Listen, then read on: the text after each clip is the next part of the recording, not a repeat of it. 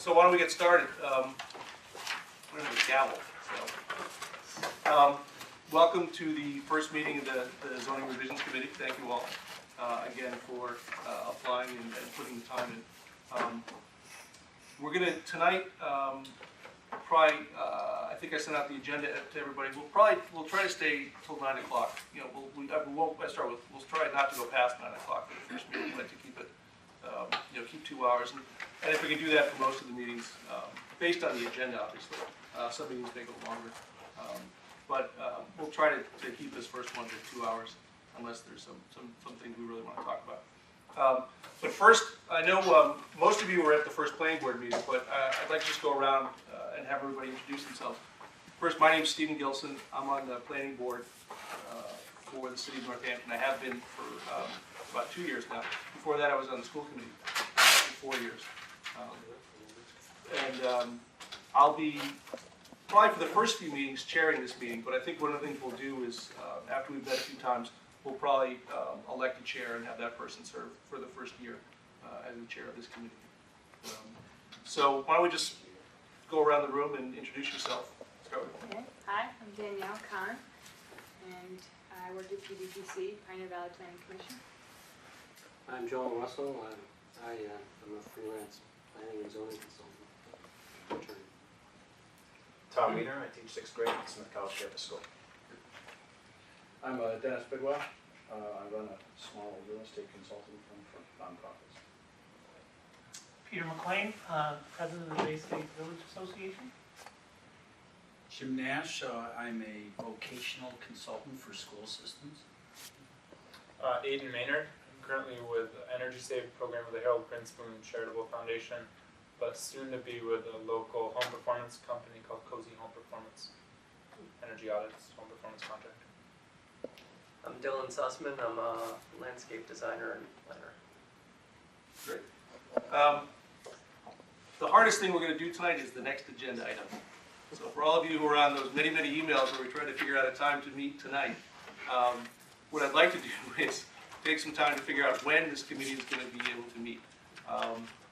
Now, I heard from a lot of you when we were doing, trying to find the time for tonight, there are several people, I believe, who work on Monday nights, and there are several people who have other committees. I know a lot of you are on different committees in the city that meet on Tuesday nights.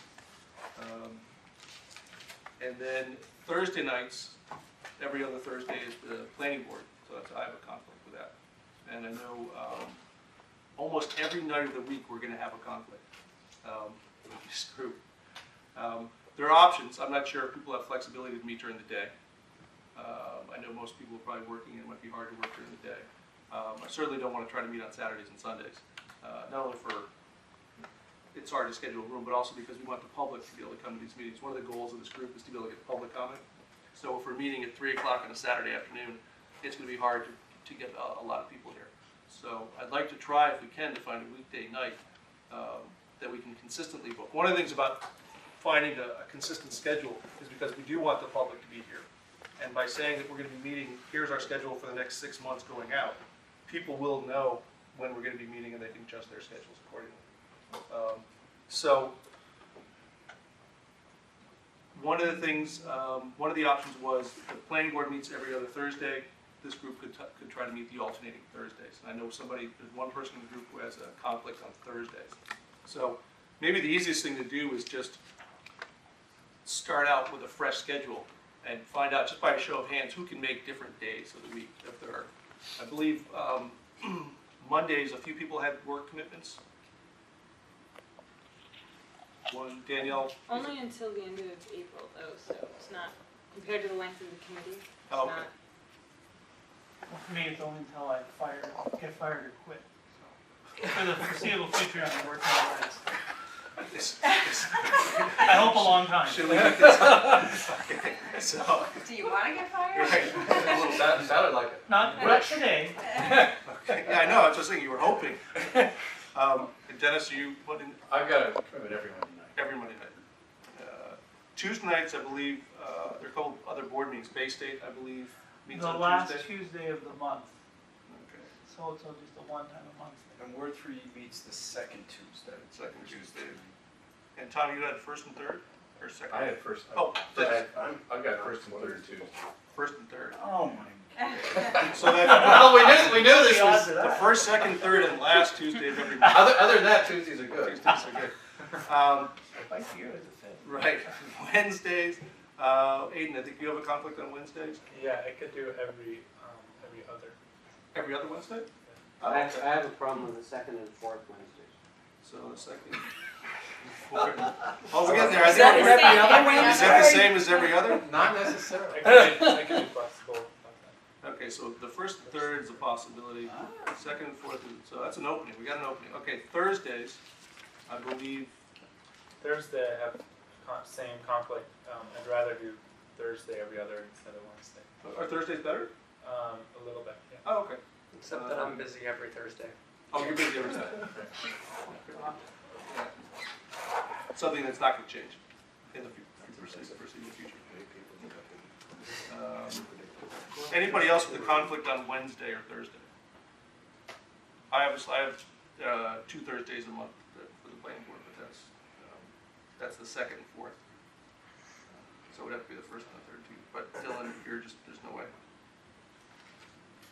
That's I can much talk to the other people and see if we can move it, but it's pretty unlikely. Okay. Well, maybe for the short term, we'll try for the first month or two. We can try the first and third Wednesday, and then as Danielle, your schedule's going to free up. Peter, we hope your schedule doesn't free up. Thank you. That you don't want. But at least say for the first 2 months, which will be, well, actually, let's decide if we can meet the third Wednesday is next Wednesday of March. I'm not sure if we're going to have enough at that point. What's The next, is that the fourth? Oh, you're right. Yeah. the next Thursday is the 19th, Right, right. and the next Wednesday. And that's only a week away, and I think we probably won't have enough to fill a full meeting at that point. And I can't go to the first thing, I'll be in Florida visiting. Okay. So April 1st. let's go the first Wednesday in April, whoever has their calendar handy. That's April The 1st. first. That's the first? Yeah.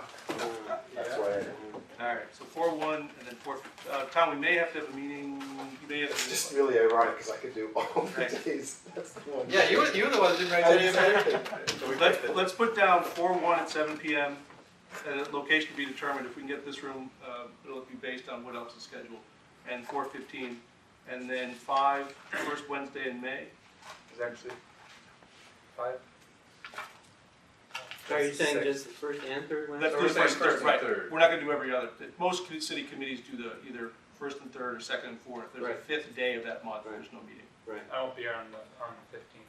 Just like Okay, so Aiden, you won't be there on the 15th. I'm out of town on the first, but I'm out of town on both the first and the fifth. But All right, we're gonna try. What's a quorum? Quorum is 51%, so we need 5. So, so for those of you who haven't been involved in other committees in the city, we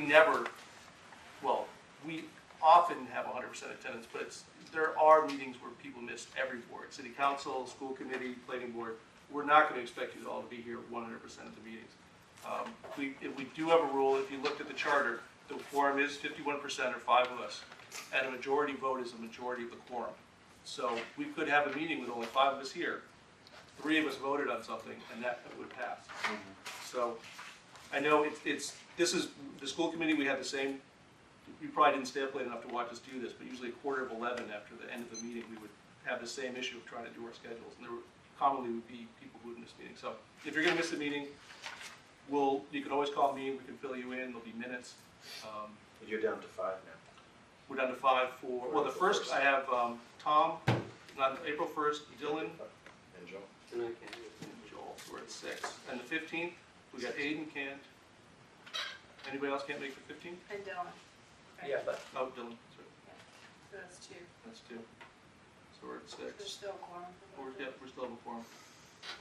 And the first Wednesday in May is, Sixth. So how's everybody look for the 6th and the 20th of May? That's good? I'm not gonna be at the 20th. Okay. Can I just ask a question? Sure. I mean, I wasn't at the planning board meeting, but it's seems it's grown from once a month to twice a month. Well, I Is think that that- if needed, or? Yeah, we will not have meetings if there's no agenda items. What I'd like to do though is just to especially at the beginning, just try to lay the groundwork. What may happen is, and we'll talk about this later tonight, we may have subcommittees formed who are going to go off and look at bigger issues. For example, some of the issues that are on the sheet that we've handed out are pretty substantial, and they're not things we're going to cover in a meeting or even 2 meetings. So what we may have are a few groups of people, maybe subcommittees of 3, researching some issues, and we may not meet as a full committee while that work is being done. I think one of the things we'll have to decide tonight and at the next meeting is what's the order that we want to go through this list, and what do we want to add to this list. One of the things that we went over at the meeting, Dennis, that you weren't there with the planning board, is Wayne gave us the synopsis of these and kind of categorized them, some as being simple, some as being maybe years to determine. For example, one of the things on there is form-based code, and we'll probably talk a little bit about that for you guys who aren't familiar with that term. But to do anything that's form-based code is going to take a major effort, and may take not just months, but may take several years. Not to scare anybody. Some of them are going to be very quick, and we're going to be able to get through those things very quickly. So what I'd like to do, though, is just kind of set a foundation, again, so the public knows when we're going to be meeting, so we can all start scheduling our time. But we will not have meetings if there's no agenda items, and we will not have meetings if, say, some subcommittees were waiting for the results for it. So part of the things we're going to have to do, because this is a new committee, is determine what our order is, how we want to start attacking this big sheet. And also, as we review the sustainability plan, what are some of the things that are going to come out of that we want to add to the sheet? Because part of our charter is not just to do what's on the sheet, but part of our charter is to bring things to this group that we want to add to this. And the planning board is going to look at this more on Thursday and sort of rate some of these items in terms of priority based on issues that have come before them, or things that have sort of been put on the back burner for several years for the sustainability plan to get finally adopted. So you'll have a revised version of this probably with some order. There's a priority column here, so the planning board is going to be working on that as well. So that'll give some guidance to you all about. So you mean the priorities that are blank will be filled in with Right. numbers or something? Right. Can we just back, I'm sorry, I wasn't here at the first meeting. Sure. This is the first meeting. Well, actually, what happened was for Dennis, you and Joel weren't there. What we did was we invited everybody who was on this committee to come to the meeting when we voted on it, and then it just happened that this was the next agenda item. So everybody nicely stayed another hour and listened to us go over this list. So it wasn't something that we were even we had planned on happening. But did you ever sort of just set out the basic charge of this committee? I mean, what? We're going to do that tonight. We're going to talk about that tonight. Yeah. By the way, Carol, I don't think you got a chance to introduce yourself. Oh, yeah. We went around the table. You didn't say Right around. Carolyn Mish, Office of Planning and Development. Carolyn's going to be the person that we work with in the planning office. Sometimes Wayne, I imagine, will be here when we talk about some bigger issues. And I staff the planning board as well, so, I think that sort of seemed like the natural connection or liaison point. Can you say 2 more words about what you do? Or is Maybe that- not 2, but yeah. Well, my position in the planning office is I staff the planning board and the zoning board, which means that I review all the applications that are coming before the boards. I also have some review of permits going to Conservation Commission, and provide essentially technical assistance to the board on those permit applications and their relationship to the plan and the zoning ordinance. I also assist in writing changes for the ordinances, providing that information to City Council or Planning Board or whatever entity is interested in putting forth regulatory changes. So it's not necessarily just zoning. And then work on long-range planning as well for the office in general, doing neighborhood plans and certainly sustainability plan. Because some of it was done in-house, although we farmed out much of the writing of it, but certainly leading up to that, we've done a small area plan, so work on that too. Okay, so we have the dates for the next 4 meetings, 4/1, 4/15, 5/6, 5/20. One of the things that, when we get into the summer, for July and August, most boards in the city only meet once a month. Usually it's a hard enough to get quorum for meetings during the regular year. Summers are really hard. So the planning board will meet once a month, the school committee will meet once a month. So we'll set those dates a little bit farther on, but plan only probably 1 meeting a month in July, 1 meeting in August. And we'll also see how June is, because June will be tough. And Might be a good time for subcommittees too. Yeah, I was just gonna say, it's probably better to do more research-oriented meetings and not try to hold any public forums. And we typically don't, we do that with the planning board and zoning board. If there are any planning items, we never really schedule any public forums. Yeah, it's a tough time. So, should we get it? Well, we have April, May. Should we just pick the dates in June while we're here? Let's just pick. We'll do the first 3 months. So the first Wednesday in June would be The third. the 3rd and the 17th. So we have our next 6 meetings. And we'll schedule July and August when we get closer, mainly because I'm sure a lot of people still haven't figured out what their schedules are for July and August yet, with vacation and other things. So we'll do it when we get closer. Great, everything's going to be smooth sailing now. Just the actual resolution? Yeah. Oh, great. Does everybody, or did everybody see the actual resolution that formed this committee? It was on the website, I think, with the application, but I have a copy of it here. In fact, maybe at the next meeting, I can make copies of this and hand this out. They're all, I attended them. Oh, yeah, oh, thank you. Basically, this committee was formed as an offshoot of the sustainability plan. I know some of you guys were involved in the sustainability plan, but it was a 2-year, 3-year effort, sustainability plan, 2.5-year effort. And one of the goals, or one of the decisions of the sustainability plan was to create this committee. Now, the sustainability plan wasn't very specific in what the duties and how this committee would be set up.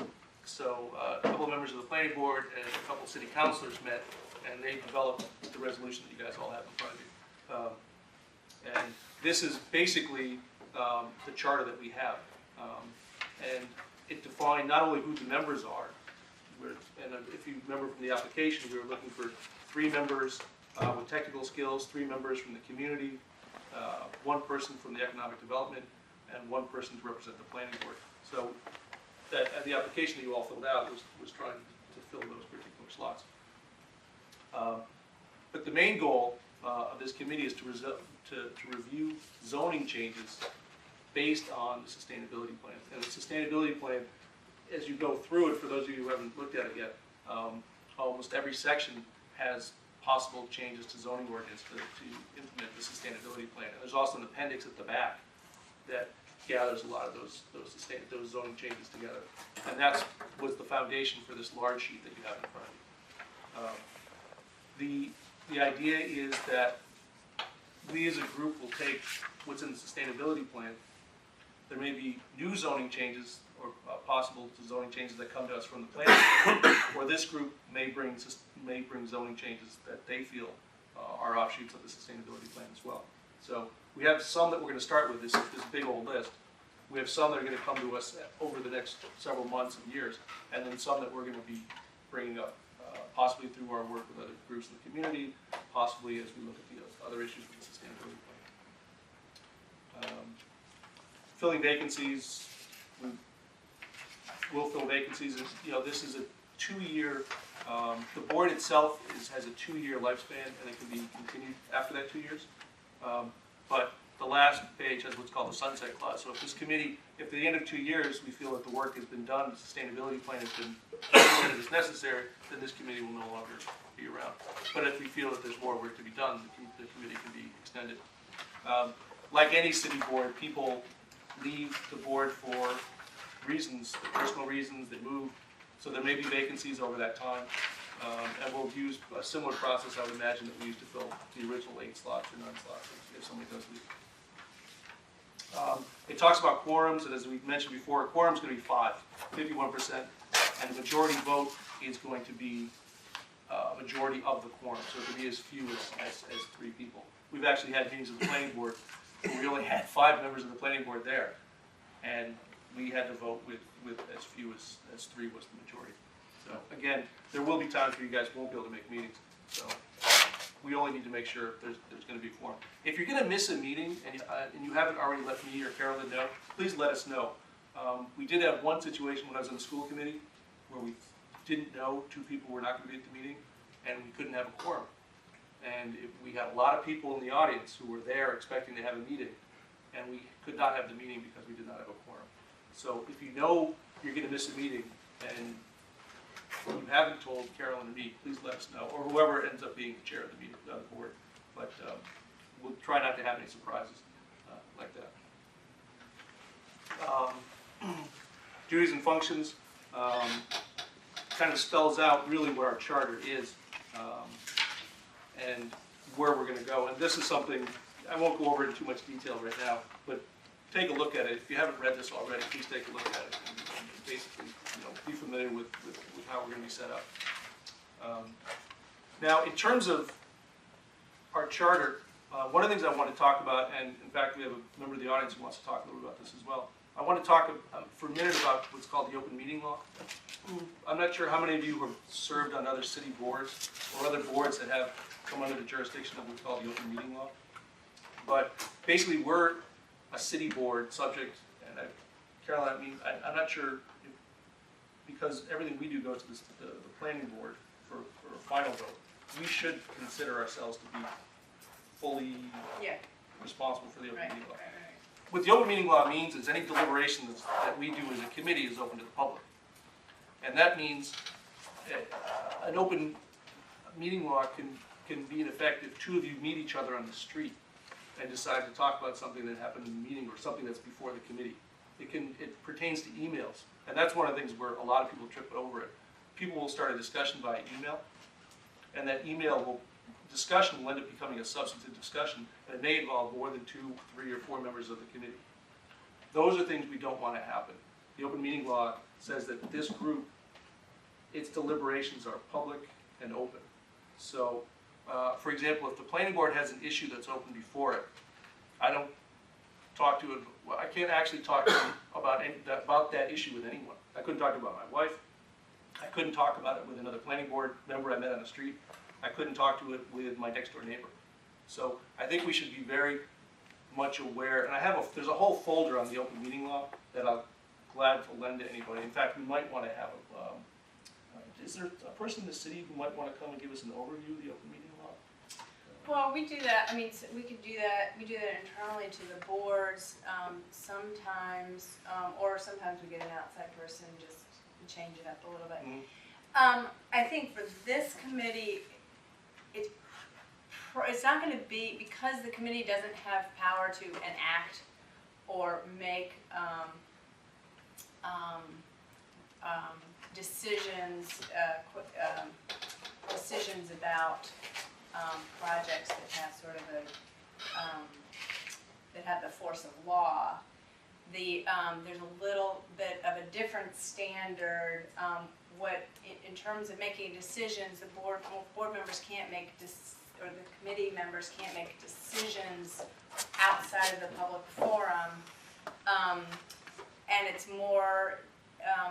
Your work is more legislative, so getting feedback from other members of the community is okay, as long as, the other side of it is bringing it back to the meeting and say, and make sure that there's an open process about it, that everything is brought to daylight.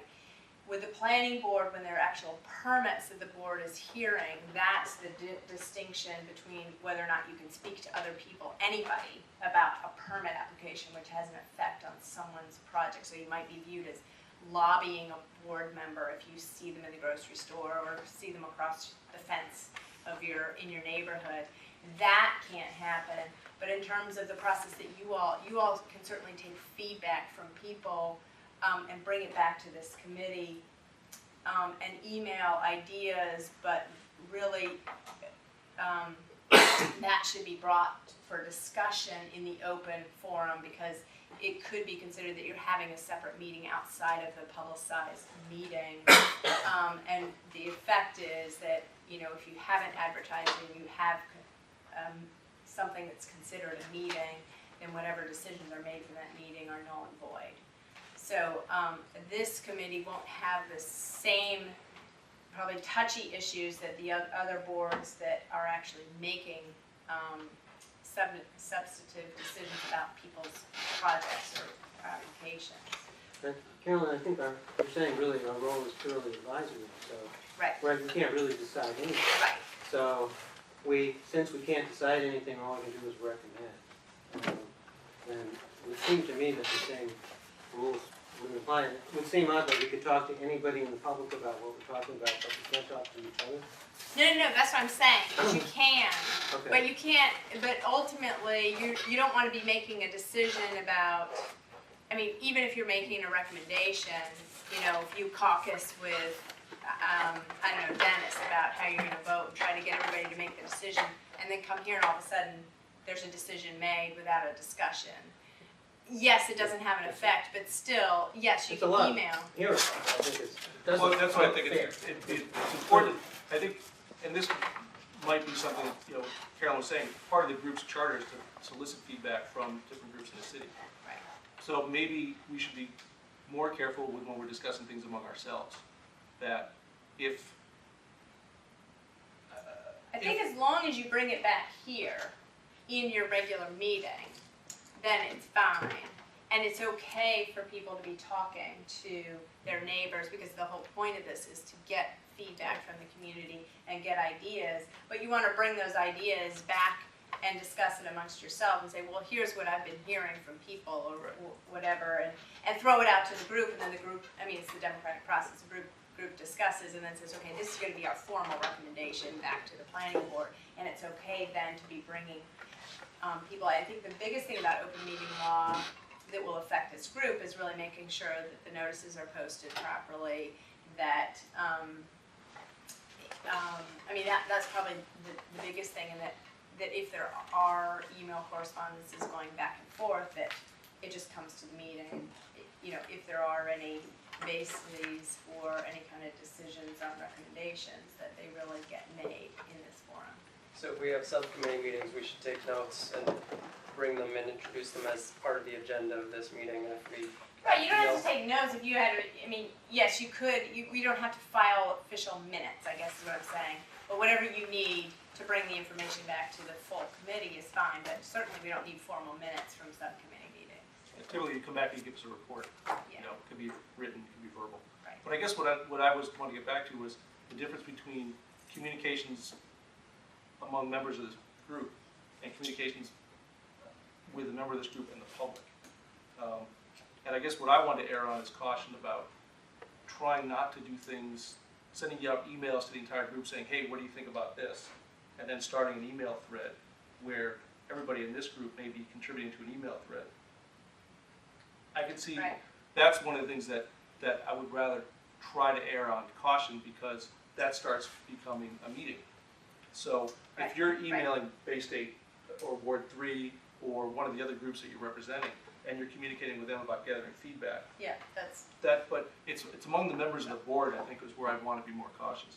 Because I think I see the role of this group as being, our deliberation should be in public, because one of the basic things we're trying to do is get the public more involved in these kind of proceedings.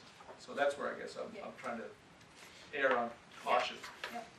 And I want to be sure I'm hearing what you're saying, Stephen, because certainly I see part of what I see my role here is to be getting this stuff out to the public. And certainly one of the things we do is do a tremendous amount of communication by email, along with having our own forums, and so that probably this conversation goes along into how we're going to do what we do in a bigger way and maybe shouldn't get hung up right here.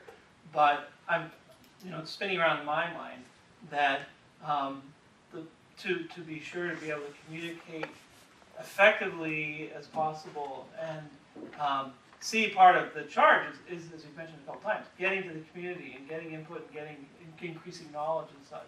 I see that as a really important part of what we're doing. So I want to, along the road, be sure I really understand what. Right, and I guess for when I think of open meeting, I'm typically thinking about, when the planning board's very strict, as Carolyn said, because we're voting on a permit. Sure. And I guess with this group, we're not gonna have to be that strict with outside groups, but I guess among ourselves, that's where I guess I get more concerned with. People are so used to dashing off an email and then getting responses, and soon it starts snowballing, hey, what do you think about this? And that starts to become a discussion that I'd rather make sure we're doing in public. So I guess, as we're dealing with members of the community or the groups that we represent, probably there's not going to be any issues to worry about. But Is it possible to establish a web forum that is open to the public where instead of emailing privately, we're just discussing on a forum?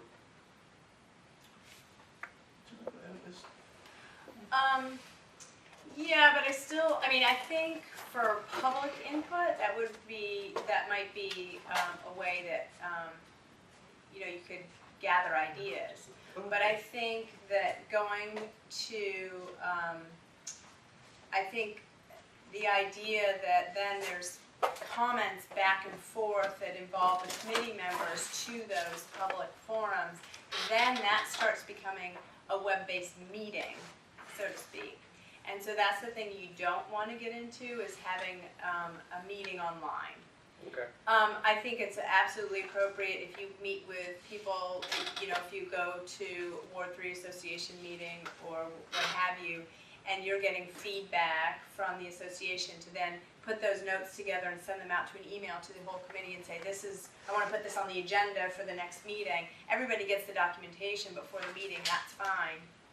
But then it becomes an agenda item at the meeting. where that would become an issue is if people started responding to it and you started having a discussion. So one-way emails are typically fine, Right. but it's when you start having the back and forth that you run into problems. And so I think, that's another mechanism you all can talk about, is sort of another avenue for gaining feedback. So if there's an issue that you all are researching, you want to post it out there on a web-based forum to solicit comments, so long as there isn't a back and forth about the comments, but then the comments all get fed back for discussion in a publicized meeting where everyone then can participate, people who aren't connected to the web or don't have, aren't consistently connected or what have you, that it's really available and open to anybody and everybody. Any other questions? I mean, the way I said it might have sounded a little bit scarier than the way Carolyn said it, but You have your permit hat on. I just, every committee I've been on, it's a big concern because it can void an action that's taken by the committee. Except that, anybody, since our actions aren't enforceable. Well, and anyway, that's where, right, this So committee, what if they're voided? we're making recommendations. We care about our recommendations. Yeah. But it's also the perception of the community. I want the community to think that we're doing things. The open meetings law says a quorum of the members is what constitutes public. I don't want to belabor the point, Right. but I think that a too rigid interpretation of this can actually interfere with the communication that we need to have to be effective, and I hate to see that happen. That's all. Right. And I think, for example, if one of us can't be at a meeting and we want to email and there's something on the agenda, we want to give you comments, or we want to give the chair comments on what's on the agenda for presentation at the meeting. That's okay. In fact, what would happen is if I was the chair, whoever was the chair would be able to read those comments. Right. But that would. But you wouldn't want to have a lot of that. You don't want it back and forth. It's one way is typically okay. As soon as it starts. And I think information distribution, I think that's fine. I think like you said, it's the quorum issue, but that's when you get that's where the back and forth becomes a problem about counting a quorum. Right. And Alex, for those who don't know, Alex Giesland is on the Best Practices Committee. Did you want to talk a little bit, Alex? I would. This goes right to exactly some of the stuff. I'm Alex Gibbs, and I've been a member of the Best Practices Committee for the last year. One of the things that the principal charge we had was to look at ways of involving more people in the public process. And right off the top is that that's not easy. That it's hard to get people. So if you really, unless you really try, really work at it, you're not going to engage the public. And we went through a lot of trial and error and a lot of and effort. The web is certainly an enormous tool. Adam Cohen's films, every session we had just about was filmed either by Adam or people who work with him or the NCTV. I really urge you to make contact with NCTV so that you particularly for forums or when you're really into substance, you'll have a recording. They play those over and over again so that people who can't make your meetings can see that when they can see it. Setting up a blog, we set up a Google site and we had a website from the beginning. We began to pick up comment from that. The problem of responding to that comment was difficult, although you always want to respond, thank you. You always want to acknowledge somebody who's interested enough. People interested enough to comment on what you're doing, to come to your meetings, you really need to be open. You really,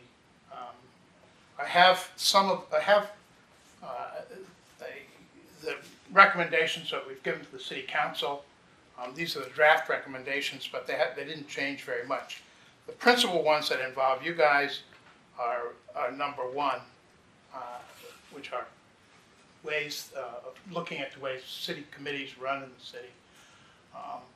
And I would not, obviously you look at the model of what other committees are doing, but this is a new committee, as we were, and we sort of built our own process. There are a lot of ways. It's true you can't have email back and forth, but you certainly can send everybody an email about your thoughts, if you're missing a meeting, or for any, everybody can look at those and be prepared at the meeting, or you can make suggestions for what you want to discuss at another meeting or agenda items. And that, as long as it's one way, is perfectly. And I think as Joel said, this is not a committee that's going to, I think, engender a very close look from legal. Again, it's not permitting. You're not passing legislation. You're not. As an attorney, I can say I don't think there's anything we could do that would ever be the basis for a lawsuit. Yeah. I mean, it would have to be when the planning board does it, or the council passes something. Somebody might say, "Oh well, they talk to each other," But it doesn't really matter as long as the council follows the rules and the planning board follows them. So. Yeah. What you really want is to develop, and again, it's hard to develop a public conversation. And I really hope that that's a big part of what you think your charge is. It's certainly to analyze the zoning changes and the applicability to the sustainability plan. But the other half of that charge is to interpret zoning to a city that mind shuts off pretty much when they talk about, when zoning comes up. From the city council on down, it's a very opaque language. And it's a skill that I hope that you guys can develop to make that interesting, because zoning cuts to the core of people's interest in this city. If you've been following the reaction to zero lot lines, which had worked its way through, become written as an ordinance, and was sort of in the final stages of its review. It was at a joint ordinance planning board committee meeting when there were maybe not broad questions raised, but it became very clear that most people didn't have much of an idea of what it was. And this was really only one step away from becoming a zoning ordinance, you know? Had the ordinance committee and the planning board voted, it would have gone to city council and it would have moved along.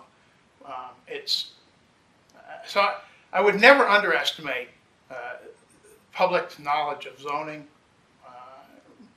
but it's important that people buy into your process. That what you're starting here is really, really crucial.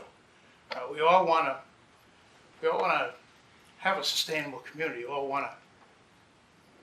all, I think, on the same page. But if you go about it wrong, you're really going to screw it up. You'll get a very angry reaction, and you're coming up. So the last thing I'd say is that you really have a kind of a hump to get over. People are suspicious of the planning, at least a segment of the community is very suspicious of the planning board and the planning department. Principally because of that disconnect. Things happen for reasons that are not explicable. People don't pay attention, and all of a sudden, something happens. And it's only, when the building starts to go up in your neighborhood that you realize that this happened. And the anger that engenders is cumulative. And we saw that we did a pretty good, I think, look at the Meadows process, which Carolyn was very much involved in, where the land use was rewritten down there, similar to what you guys are going to be doing. And what made that successful, and when it was successful and when it wasn't successful. So that's really all I have to say. I will hand out a few of these. I don't have enough for everybody, but I'll give you. These are all the recommendations. Those are distributed. Okay. Those I are want to distributed research that. Those are distributed through. Yes, and yeah, they also have the website if you want to look at this stuff. Got sent them and asked for a public comment. Speaking of, You have it? Okay, you have it. Would you like a copy? Thank you very much. Sure, no problem, thanks. Alex had a couple of points that I wrote down that we can talk about in a minute. But before we go any farther, are there anybody have any questions or things, concerns they want to talk about before we talk about some more substantive things? Well, I just want to say about the open meeting law, because I'm part of other committees with the city, and that I think that you guys are coming from that place of being on the planning board, and you got that public eye on you, and you don't want to make a mistake. And I know from other committees I've served on that it's a little bit looser. Right. And that, and in fact, getting people to show up is the major part of the problem, as Alex will, we're on several committees together. So that, the concern about discussion and stuff it's not quite as intense. Right. But we do want to make sure, I agree that we want to make sure this is before the public, and but I think there's this other part, which is we're trying to learn, Right. and how do you learn by not talking, and there's only so much you can learn, 2 hours every other week, and so, there's this great event going on tomorrow night that I think, we should tell everybody on the committee about, which is the Notre Dame Forum going on tomorrow night over at Bridge Street School at 7 o'clock. And I strongly advise everybody here to stop by and see what it's about. And it's about learning what the process is about. And actually, it'd probably be good if Joel at some point said a few words about it. But that would be off topic. Right. But Well, anyway. But I agree. I think, from my initial statement about how strict is mainly because the committees I've been on where it is very strict. And I think, I do agree, we don't have to be as strict as the planning board or as the school committee has to be. But I think just, if you're about to respond to an email from somebody, think about it and say, well, should we talk about that at the meeting where everybody can hear us talk about it? That's where I would say, just give it a thought. Before you send the email out to everybody, that's a response. Say, should I just wait till the next meeting when we can talk about that where everybody can see it? And with Adam, everybody can see it on the website in town. So, Joel, if you want to talk about that. Can I just briefly announce what this is? Yep, go ahead, because there's one other thing that Alex mentioned I want to mention too. But go ahead. Well, and I think this goes along with the idea, if you want people involved early in the process, the Northampton Design Forum, of which actually 3 of us have been members. Was responsible for putting together this charrette that happened last September with the Notre Dame Urban Design Studio, and they completed their report, which is being released to the public for the first time tomorrow night. And the first half of the meeting is going to be a forum on sort of the whole relationship between urban design, planning, and sustainability, using this as a sort of a talking point. And then we're going to zero in on a particular part of the city, which is the area basically from here down Pleasant and Conn Street, where the Notre Dame group came up with an interesting vision for the future of that area. And it's going to be an opportunity, and one of the Notre Dame students, the one who's from Northampton, Aaron Helpman, will be here to explain it and answer questions. And it's about opening our minds to different ways of thinking about planning and design. It's not about planning a project. And I think the whole idea is that's the framework within which to talk about this stuff, rather than fighting over this project or fighting over that project. So that's the atmosphere, that's the spirit of it, and I hope as many people can come. The other thing that Alex mentioned is on the 17th, which is next Tuesday, is the Zero Lot Line, which Caroline, I think you're doing the presentation. Yeah. And that's also at Bridge Street School, and that'll be at 7 o'clock next Tuesday. So if you want to already have enough meetings for March, R2 plus 2 more, so welcome to serving the city of Northampton. It would have already happened had we not That's right. had the It was scheduled already for the snowstorm. But that's going to be, so again, that's the 17th over at Bridge Street School. 7 p.m. 7 p.m., yep, in the cafeteria. A couple, I'm going to just, agenda item number 4, opening questions and issues. Before we get into 5 and 6, I actually, there are a couple things that have come up that we've talked about that I want to talk about a little bit more. One is how we want to structure our meetings. Now, for example, I know, as we've said, we want to get the public involved in these meetings. Some city groups start every meeting with an open public comment session. Some don't. City Council, if you ever watch it, City Council, every meeting starts out with just an open time for people. Anybody who comes to talk, they don't have to talk about something on the agenda, but it's an open time. The planning board, we only let people talk about items that are on the agenda.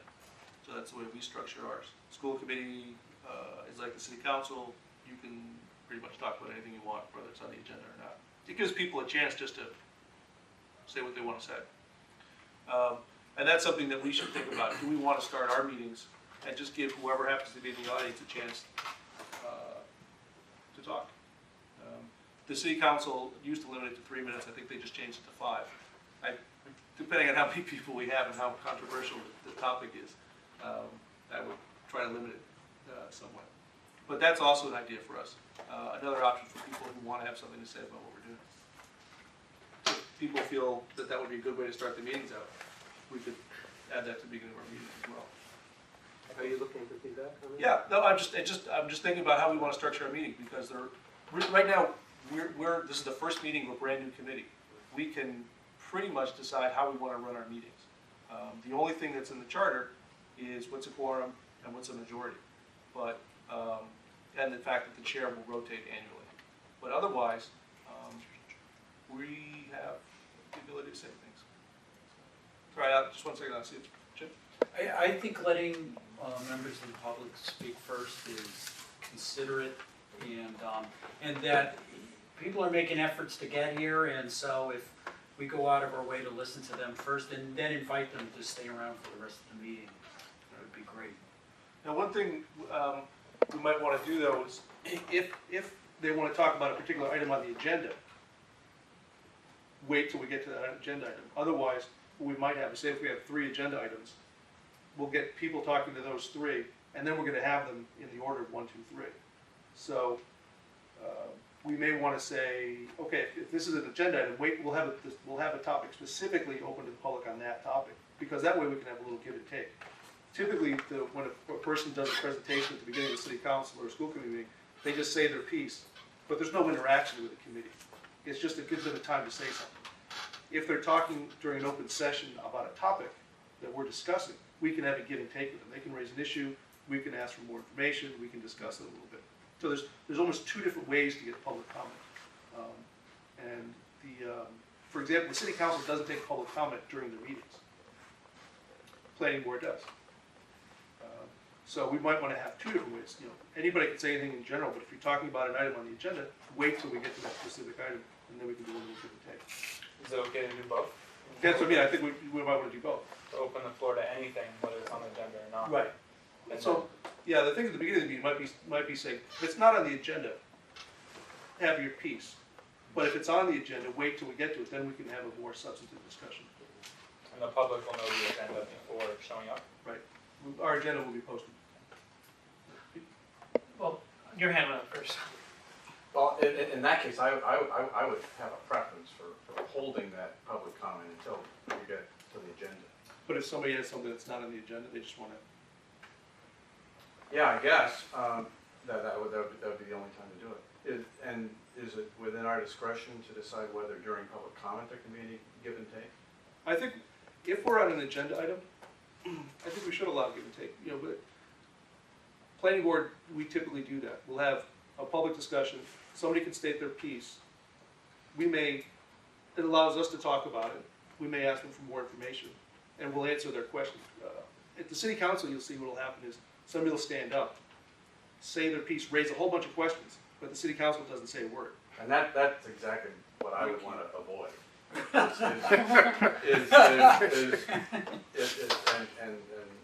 stares back. Well, and there can be, you know, misinformation come out and no opportunity to say, wait a minute, just as a point of fact, Right. you got that wrong. And that may be the only thing anybody's watching if it should be televised. So I've become more and more of a proponent of being sure that there's opportunity for give and take, however it's formatted. Well, I think what Steven said, I mean, you guys can decide however you want to run it, so absolutely. My only other thought was if somebody's not able to stay an hour and something into the meeting because the agenda item is down for agenda, we should take that into consideration. It might be a situation where you could shift the agenda perhaps, or maybe offer to say, well, if you want to have your say, see you. I was gonna just ask about the time. Do you set a time limit after which those are over, or you just let it go until it's done? If there's typically it's a 3-minute and everybody gets their chance, and it means sometimes the meetings can go long. I don't think we've ever, You guys could be flexible too, depending on how many, you know, if there are 5 people, it might not matter, you might not have to set a time on it. right, but if it's something that's a big deal, we may get 50, 75 people all who want to have their time. And if you ever seen some of our planning board meetings go to 1 o'clock in the morning, we will try to avoid that at all costs for this group. But what the planning board will do is we won't close the meeting if we can resolve it. So some of our meetings can go very late. Joel? Yeah, well, I agree that we should do both. I think it's important. I think we should limit the time of the opening remarks. Frankly, I think we'll be very lucky if we have the problem of too many people coming to our meetings and having too many comments. So, and I think that if it becomes a problem, we can revisit the issue. But, and I totally agree with what Dennis said about not blank stares, but let's have give and take. Right, and that's what I think, you know, it's, when somebody does come all the way to the city council and they're on TV and they're facing the whole board, it's gonna intimidate. They kind of want, I think a lot of people do want the answer to their question. Not just somebody looking at the watch. Right, yeah, you know, so what we can do is that we can add that to the agenda, and we can say at the beginning of the meeting, if you want to comment on something that's on the agenda, and you can wait till we get to that item, you might want to just wait, and that way we can have more interaction. Well, you know, another thing from the other committees that I serve on, that people who tend to speak at the beginning of meetings come with a specific thing that they're upset about. And that I can't, you know, we haven't gotten that specific yet. So, you know, maybe we'll get to that point. We probably will get to that point. And then we may have to change our methods. But, so. I think eventually we're going to hit some topics that people are going to feel very strongly about. And I would imagine there are going to be times where we're going to have a good number of people in the audience. All right, so we can add that to the beginning of the meeting. What is? Did we set a time? Was it 3 minutes or 5? Yeah, we'll start with 3 minutes. One of the questions I was wondering, and Carolyn, I'm not sure if you would do this or we bring in Wayne. Do people feel it would be nice to have an overview of how zoning works or basic a zoning order of the city of Northampton? Do we have such a presentation, or is there something? We don't have any formal thing about Northampton zoning, but if you guys want to, I mean, I could certainly do that, or we could be, I mean, you know, maybe you wanna take a poll to see if that's even Well, I was thinking, helpful, I but- mean, because, you know, we're gonna be looking at a lot of maps, we're gonna be looking at zoning maps at some point. Would it be helpful to bring in the zoning map for the city and talk about what the city looks like today? Or if it's something, maybe, and again, this is, you know, would people feel it's necessary? Do people want to get a little more grounded in what's going on in the city, or maybe some of the history, or what are some of the issues facing the city in the last few years around zoning? Would that be a good topic for people to? Yeah, that last idea in particular. Yep. I think we need two things probably. Given that the people on this committee have varying levels of experience with zoning, that an introductory kind of zoning 101 and introduction to the, just walk through the Northampton zoning text, because, you know, it's not an easily accessible document, would be very useful. I might not come to that meeting. But you could I was gonna participate in say, it. why can't you? That's why you asked me, you don't need to have knowledge. But anyway, that's one thing, and then I think the other thing you just said, which would be, you know, which we all need, is kind of where are the hot spots, what are the issues, what's been raised in the sustainability plan, you know, where do we foresee the most important things happening, and where hasn't been? Oh, sorry, Alex, that's right. The other perspective is the fact that a lot of this is on film, and the whole city could use that. And once you have that presentation and it's recorded and it's archived, people can then go to that and look at it. And I think that that's really useful for building this conversation. We have, I mean, maybe we could do that for the next, you know, allocate one agenda item on the next meeting. I'd be happy to do that as, let me see, Joel, were you coming to the next? No, I'm not going to be here, so I'll be a good name. But, you know, we have an overhead projector, there's a screen, I can project the zoning map, we can talk about the differences between the land use plan and the current zoning map, what that means, what the hot spots are for the sustainability plan, that kind of thing, if that would be helpful. That sort of, you know, to set the stage for everybody, sort of where, in the event that you didn't participate in every single forum that took place, But that's that really the produced the second one plan. Joel's suggesting. The first one was to do an overview of zoning, which seems like it might be better to do first. Right, but I mean, it could be a combined, both. yeah, yeah. Well, do people feel that would be useful? I mean, Sure, and just developing the vocabulary as well.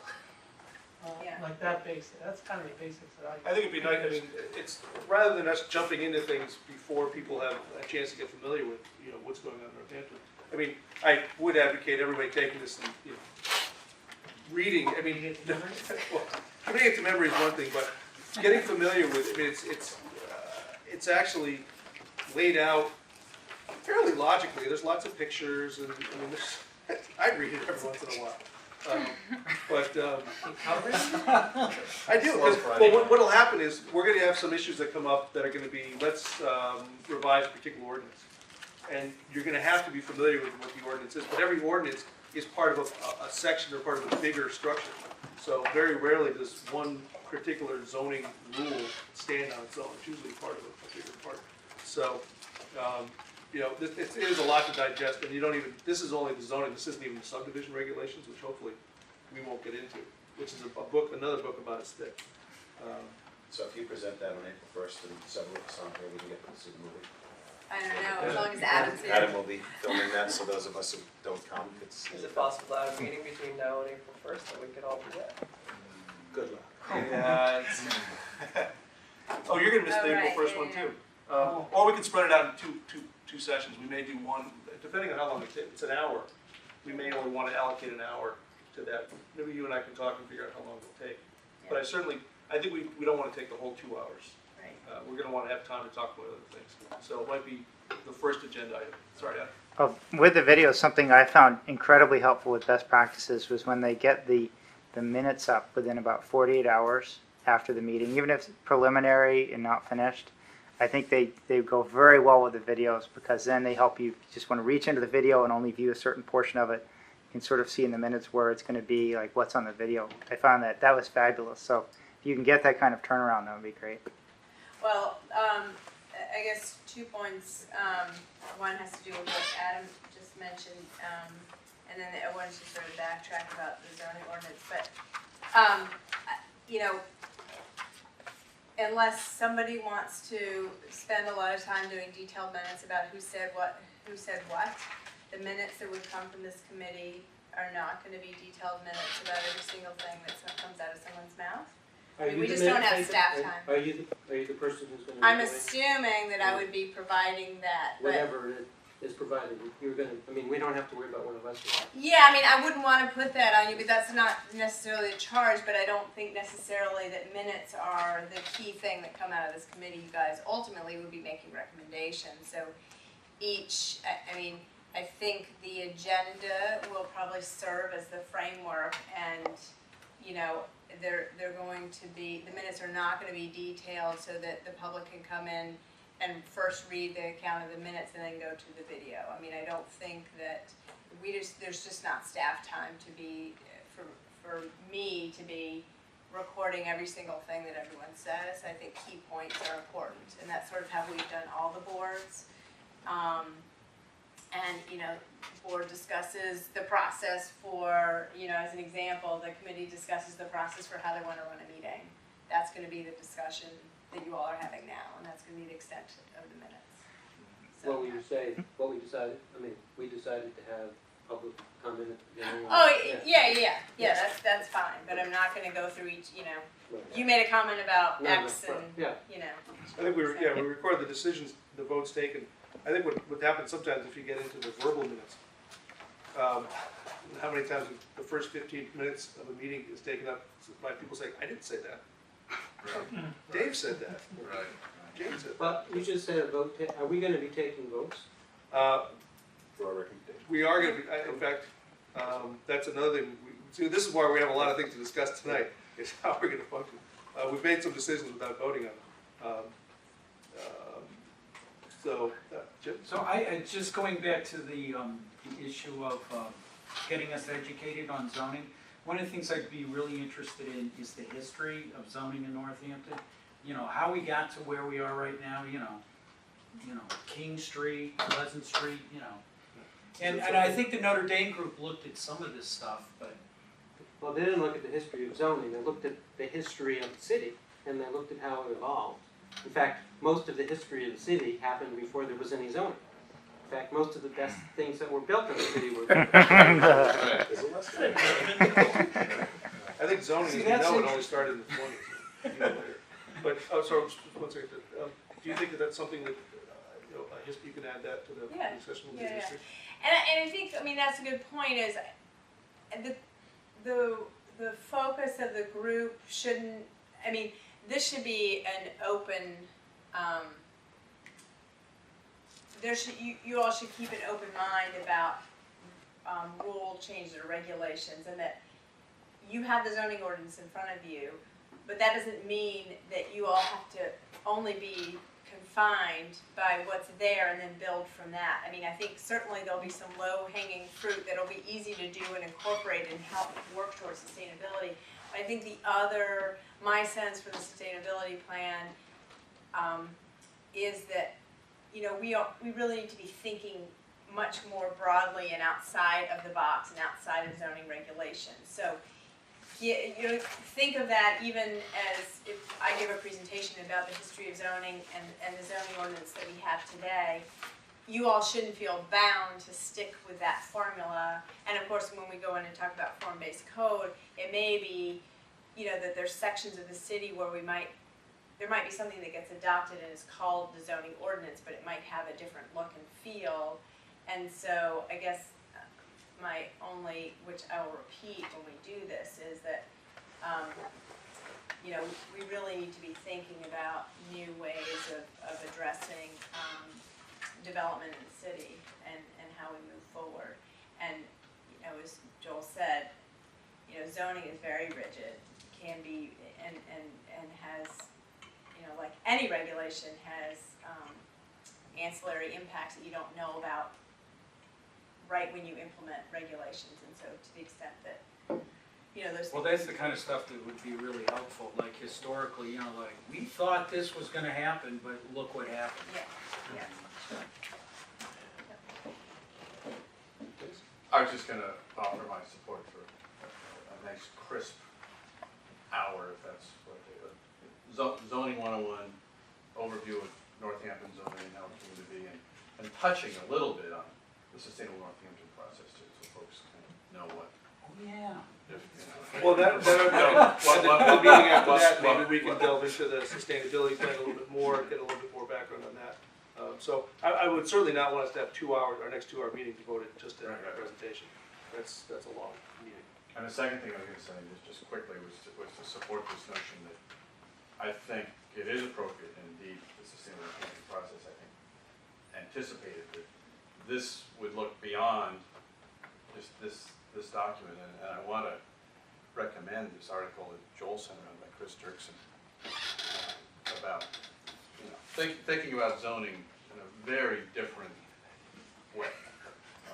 You know, it's just a, you know, there's this document and there's this, and somewhere between the two is where, you know, hopefully we can merge. It helped me, I went to the form-based code people, and just to make sure I knew what that was, and I made copies if people want to see it when we get to it, or as background for the one next, I have about 9 copies of that now too. Great. I don't know if it's for tonight, but whenever. If you want to pass it out, I mean, if we don't even get to it tonight. And Carol, Wayne had that presentation that he did on the history of zoning. Yeah. And that- There was one of those. Yeah, because that was, I mean, he started giving, this is a presentation Wayne started giving to the planning board. Does everybody know Wayne Fiden? He started giving us a presentation a few meetings ago at the planning board. It was actually very interesting. It was the history of zoning, and I thought it was an interesting presentation. Hope it gets around, but I don't think it's It seems like if, you know, part of our charge is to be increasing public participation, that this little zoning class is a good opportunity to start bringing the public in so that they, you know, so it gets a little extra publicity. Yeah. So that people know they can begin participating in this process and get the background they need to come to these meetings and. And when they need to fall asleep, they'll turn on the computer and go through the session. No, but I second that, because really, one of the problems in the discussion of zoning in the community is 95% of the people in the community don't understand zoning, and so, and when you try to explain it, they fall asleep. So it is, the more we can use this process, not just to educate ourselves, but to educate the whole community, I think. Really important. and not make it sleep inducing.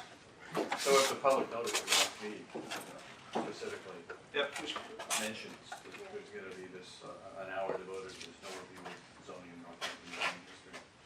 Maybe use some other words. Maybe some other, in addition to the words. Regulatory. I think Dennis started bringing up a point about, did we decide on, did we vote? Or was it Dennis or Joel? Joel, did we vote? I think it probably is going to be a good idea for us to, we're going to have to vote as a group on our recommendations to the planning board, which typically, by Robert's rules of law, or rules of order, thank you.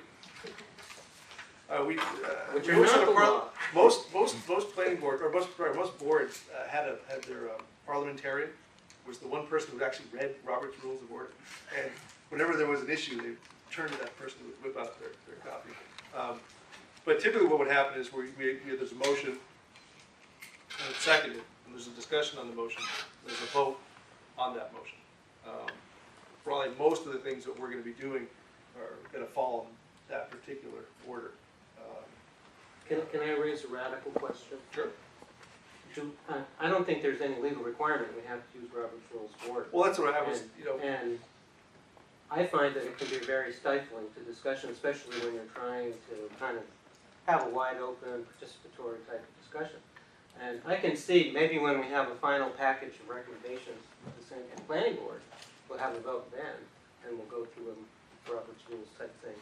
But I would think that for most of the meetings we have, we won't really More needing to do that. consensus probably, or. I would I mean, second that. I mean, we came to the decision about, you know, how we're gonna structure public participation in meetings by consensus, and I think it worked fine. Yeah, second. The only thing that, That's Robert's the Rules of motion. Order does, it adds a little structure, so to make sure people are clear when a decision has been made. Because, and it'll be up to the chair to make sure that without a formal vote on these things, that it's very clear what decisions were just made. So for example, we did decide in the 3-minute, and Tom actually raised the question, you know, we said, okay, we'll have an intro, but then you said, oh, is it gonna be 3 minutes? Yeah, then I said, yes, it will be. But because we didn't have a motion that said, I move that we have dropped an intro with 3 minutes, let's vote on it. So it'll be up to the chair, I think, to make sure that whatever the consensus is, it's very clear. And up to the committee to be paying attention. And, well, Things can just go by. the And chair the will minute slip things taker can by. say, did I hear this correctly? Right. So I think it's, again, we should be more casual or less formal than other boards, just because we don't have, we won't have the oversight that other boards do. And it's certainly, Robert's Rules of Order, you people can get very pedantic about the way it You works. can waste a lot of meeting time arguing over. I just want to make a suggestion to advance public participation. It would help a lot if all the documents that are passed out, like that big chart that you all have or the article that you passed out, if they can be made available in electronic form on the city website. Preferably before the meeting, but certainly after, that would be really helpful. Are you making the city website or these people? Who's putting Well, these? they make to us. Is that, What's that? is that a practical Yeah, thing is it? for you? Put a Oh, document. yeah, absolutely. I mean, another thing we might wanna discuss is sort of, I mean, the zoning revisions committee is identified on our website already with your names, and so that would be the obvious place to put documents. We can, you know. Is there a agenda. site that's like by date that says, okay, here are the documents from Well, March it hasn't, 10th, here's the date? there's nothing yet, because this is the first meeting, but it could be. But it could be, so we could have the documents Yeah. for a particular date? Yeah. Okay. So already we have a recommendation that overview of everything sustainable from the plan would be in it. If you're This sitting chart? next to the chart, Oh, this chart, yeah. and Yeah. then what I just gave everybody about home-based codes. Yeah. What about when the public submits articles? That's a little harder, because I think if it comes from us, but we may be at meetings where we get handed lots of things, That's true. and it's gonna be an onerous chore for anybody to get, especially if they're not in electronic format, to get them scanned and get them put up. Carolyn gave us 5 or 6 other things to read Well, before. that's forwarded from me. Oh, Right, this that was idea. that. But they were I'm getting electronic confused. They were all already. electronic They were- already. Is that stuff that would go on, oh, they're not under the revisions committee then? You know, So I I don't, mean- Yeah. yeah, I think the things that come to us formally in a meeting, we could put up there, but if we Right. can't post everything that everybody sends us, I mean, Yeah, we just. it could be, it just would be too big a task. But I mean, you post to Paradise Forum or whatever, right? I mean, you're not, all your stuff that you've sent specifically is already on, sent to the listservs. Some of it, I mean, your commentaries about what you think the zoning revisions committee should be looking at. yeah. I mean, I agree that it seems a little impractical that everything you get from the public to be pushed through the website. I mean, you might even encounter copyright issues for all I know for some of this stuff. So, but I think just starting with the documents that you're circulating to yourselves as handouts, like tonight, the couple things, that would be great. And then just back to the minutes, I wasn't thinking necessarily changing the form of the minutes that you're crafting. It's the speed of turnaround, the speed that they appear in on the website. That was critical to me.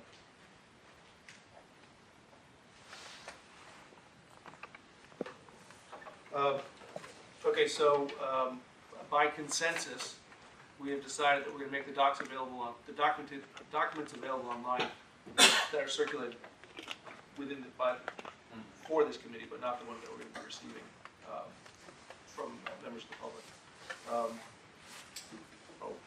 What if someone on the committee starts sending things in between meetings?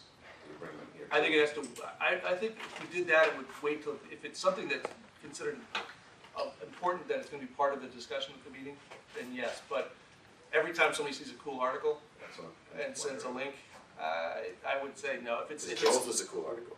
but if it's substantive enough that we're gonna discuss it at the meeting, I think that would be the Well, also, I think it'd be up to the committee. I mean, several people thought that article was useful, so then. And we're gonna end up probably discussing it, Yeah. but, I mean, there's gonna be so many links to zoning, that related issues that I think is. gonna be Yeah, I mean, you all, I mean, your charge is really gonna be doing research. If you do subcommittees and you're doing research, you're gonna be compiling a lot of stuff, and I don't know that, I think there's probably gotta be some discretion on how much of that really is necessary to be posted. Because the idea is to bring bring that information, and then you have a public forum.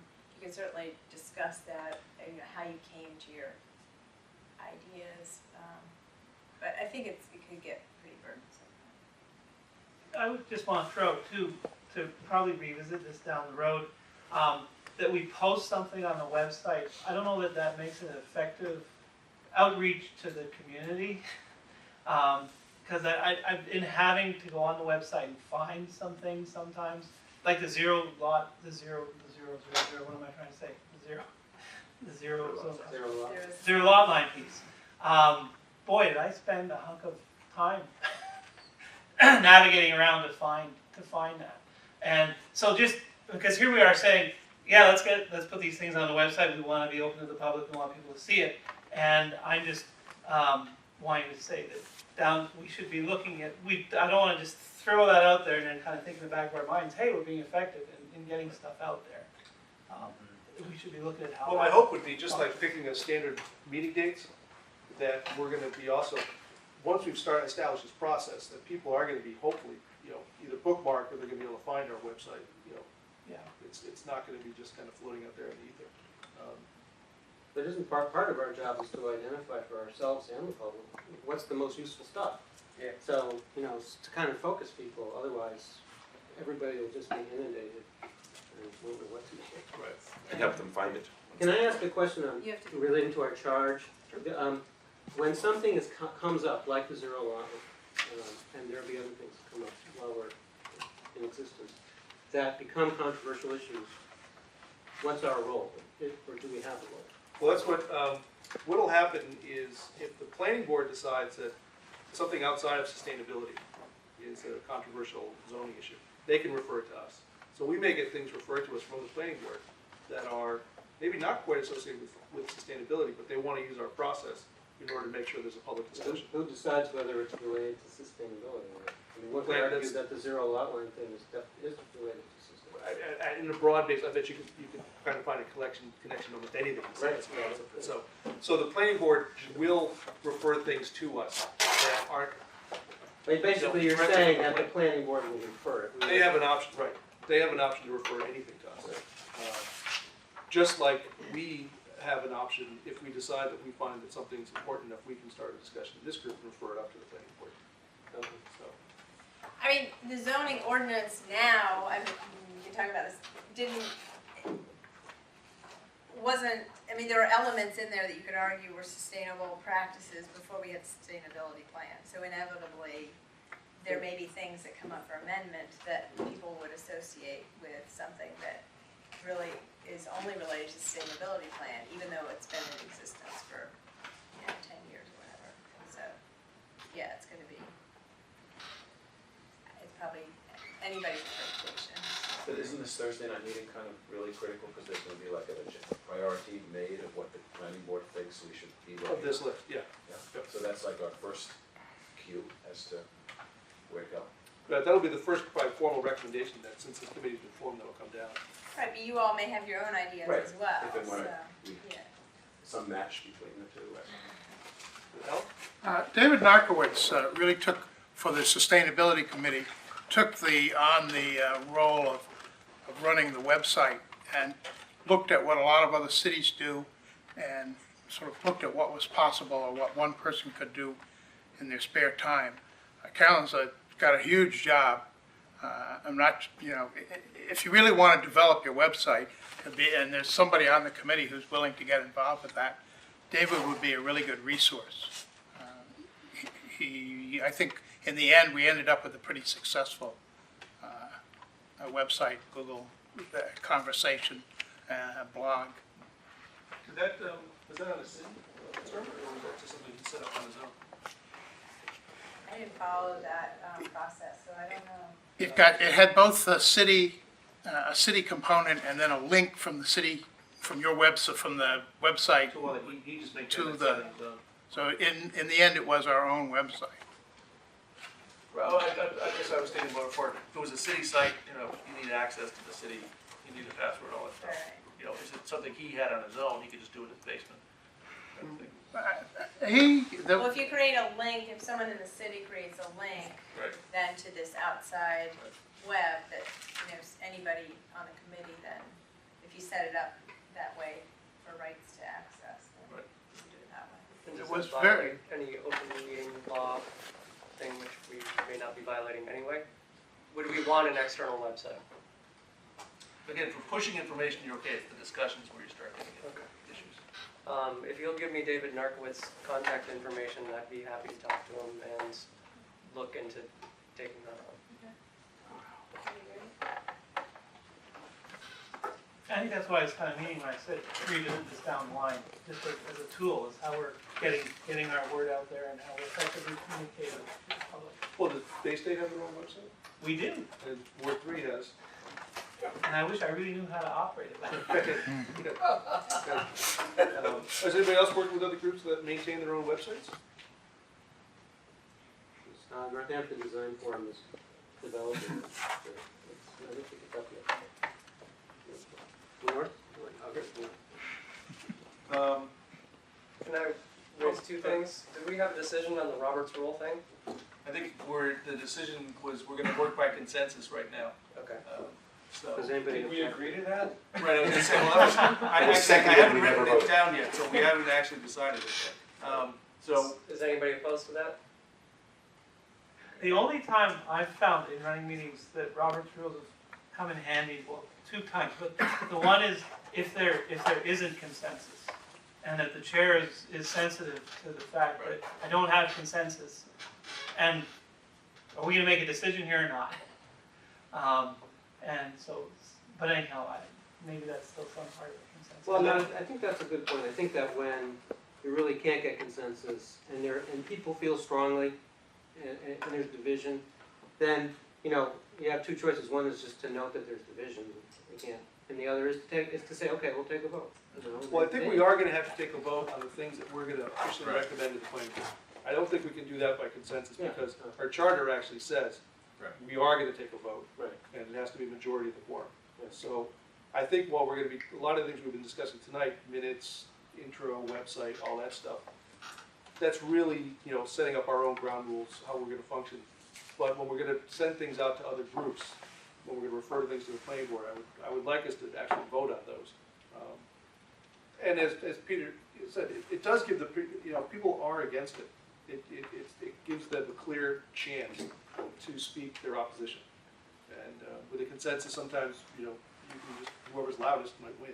And, you know, I wanna make sure that if there is somebody who's opposed to something, and something may pass 8-1, it may pass 9-0, but there's nothing, you know, we often have votes in the city council, school committee, planning board. Not all votes are unanimous. So you wanna make sure that people do have a chance to speak out if they're against it. On the voting issue, it looks like the charter says we will vote, and it says we'll recommend, but I don't know that it necessarily says that we have to unanimously make recommendations. So a Well, it radical says, concept would be, that there has to be a majority of the quorum to Right. carry the vote. if we are voting on something, is it, I'm wondering if it's most useful to the planning board if we give them, you know, decisions that we're stating is the opinion of the rezoning committee, or if, as advisors, it's more useful for them to get multiple sides of an issue if it's a contentious issue.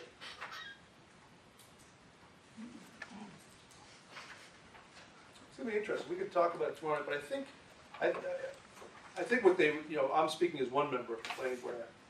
I would prefer to get a recommendation. You know, yes, we recommended it, no, we didn't. Because otherwise, it's gonna mean we're gonna have the same discussion all over again, and that almost would defeat the purpose.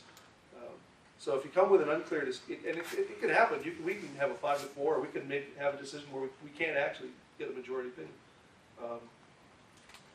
It just means they're gonna have to redo it. But, you know, it might be interesting to the I mean, I think that's a good point. The planning board ultimately will be holding a public hearing anyway.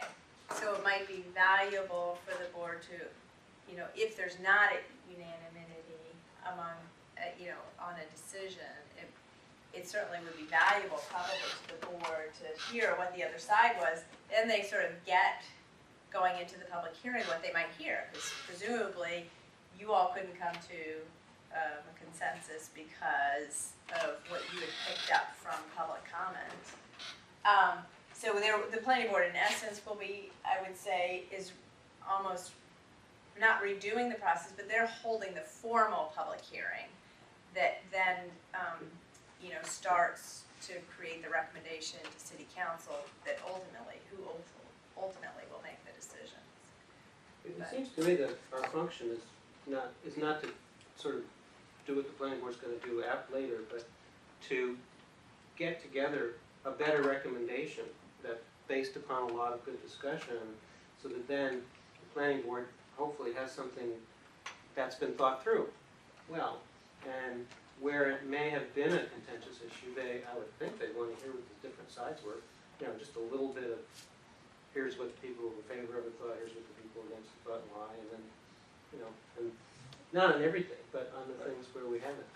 Well, we're seeing it break down sometimes. If you have a subcommittee, well, we're gonna have that's gonna happen here. We're gonna have groups that are gonna go off and do some work and come back to us with either recommendation or information.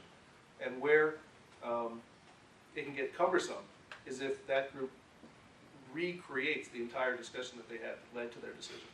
Or if they come back with an unclear recommendation. And that, it muddles things and it slows down the process. So while I think there are going to be times where we may have a dissenting opinion or we may not have a unanimous decision, the clear direction that we can provide to the planning board is going to make our work more effective. So, you know, as Carolyn was saying, they may want to hear both sides of it, but I think they're not going to want to hear the recreation of everything that went into it. I would suggest we defer the decision on the actual form in which we advance our recommendations until it's We're close to actually having some. as opposed to hypothetical. And that in the meantime, we agree that our preliminary work is done on a consensus basis unless at the discretion of the chair that would appear necessary to call a vote. I second you. And I consensus. And what may happen when we deliver recommendations, rather than delivering a single recommendation, we may package them up, and maybe we'd have a joint meeting with the planning board, and there would be time for some give and take at that point as well. Or if there's a subcommittee that did the work and wants to do a presentation, we may actually have some kind of formal interactions or joint meetings with the planning board where there is a little more give and take than just simply, you know, Carolyn brings a list of recommendations. Yeah, because we have a little over 20 minutes left too. So we don't go to 1 o'clock in the morning. I think the latest. Procedure. The latest, I think we hit 1:30 once. I can't remember because I was probably asleep. So we have a couple things that we've decided. Let me just go over them. We're going to try to make the documentation that we're presenting to this committee gets online. And Dylan, you're going to, from Alex, I guess, if you guys are going to hook up after this and get Narcowitz's information. Well, if you don't have it, I can just email it to you. I don't have it with me, but Oh, I think I have his email actually, it's pretty simple. but if you give me your email, I could certainly send you a. Okay. That'd be great. For Robert's rules, we're not going to use Robert's rules, but we're going to work by consensus. And again, I think as Peter mentioned, it's going to be up to the chair to make sure that not only is the consensus clear, but when there is a minority point that's heard. A couple items we have for the agenda. For the first hour of the next meeting, we'll have the Carolyn's zoning work. We will we'll start out with the open comment time for anyone who wants to come. Then we'll have zoning 101 for the next hour, and I think at that point we should be bringing to you an updated list with the prioritized list from the planning board. For the next agenda item, it probably would be a good idea for us all to get familiar with what's on this list. Now, for those of you who were at the planning board meeting a few weeks ago, you heard Wayne go through this list. Carolyn, I'm not sure if we want to invite Wayne to redo that, or if you feel comfortable if there's any questions on it. Well, after we have the Thursday night charge, the ones that have been identified could be maybe focused on. Focus on those. Well, maybe we could, Carolyn, we can focus on the ones, and I'm not sure if we'll do 1, 2, 3, 4, or how we'll actually rank the priorities. But, and, oh, by the way, this came up a couple emails I had. You guys are not expected to go to the planning board meetings on the 12th or any meeting. I know a lot of you are going to be here tonight. Tomorrow night is the Notre Dame. Next Tuesday, if you go to Zero Lot Line, don't worry about adding planning board meetings to your schedule. There's no expectation. But there's so much fun. Well, honestly, I'll be honest with you. Our meetings are going to be very shorter than this, because there are very few permits that we have coming up on our agenda. I don't think we have any this Thursday. We have none the Thursday after that. No, we do. Oh, we do? A lot. We do? Yeah. What happened? It's gonna be very long. Oh, there's just things that are, the bigger projects are sort of Oh, backlogged. okay. Good. All right. So, but this Thursday, we actually have no permits that we're going to be voting on, so. Can I just ask one question Sure. about this chart? I noticed there are only 4 items that identify the zoning committee as the who, but almost all of the items are listed as being zoning, so, This is the way the sustainability plan actually has them. So okay. if you look at the sustainability plan, this is just the way they're listed in the Okay, sustainability plan. but that doesn't, Doesn't limit us. it doesn't No. limit us. So, No. in fact, the planning board is gonna be asking us to look at a Just lot of about all the things that are on, okay, Right. all right. There's a few at the top that are marked as completed. Obviously, we're not going to be dealing with those. There's a few that are in progress that we're not going to be dealing with. But everything that's marked consider, I believe, is going to come to us. And some of them aren't even ranked considered yet.